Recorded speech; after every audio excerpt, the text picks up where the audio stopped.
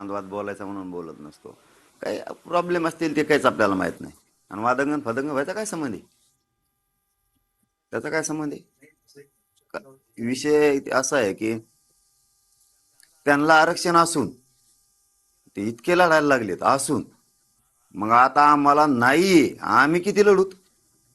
विचार करण्यासारखी गोष्ट आहे राव. राज्याला उभ्या राज्याला प्रश्न पाडण्यासारखा विषय.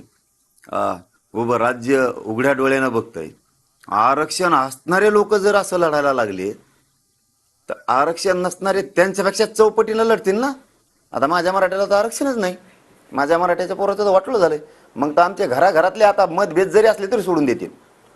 महाराष्ट्रातले सगळ्या पक्षातले, सगळ्या संघटनेतले सगळे शेतकरी, कामगार, माथाडी कामगार, डब्यावाले, ट्रॅक्टर आणणारे, टेम्पो आणणारे, रिक्षा आणणारे, बैलगाड्या आणणारे सगळे मराठी आता आमचे बी एक होतील ना. आम्हाला तर आरक्षणच नाही.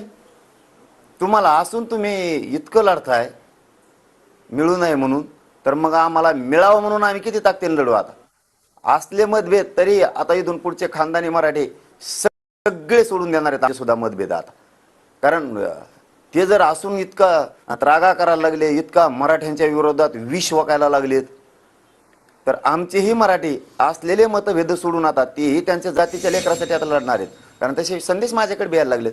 आणि आमच्याही मराठ्यांच्या नेत्यांनाही सगळ्यांनी आता हे डोळ्याने जे तुम्ही बघताय, आरक्षण असून जर इतकं लढायला लागलेत किंवा कोणीतरी फुसलवून त्यांना लढायला लावायला लागलंय, तर मग आपले काय उघडे डोळे घेऊन नुसतं बघता का? झोपलेलेत का नुसते?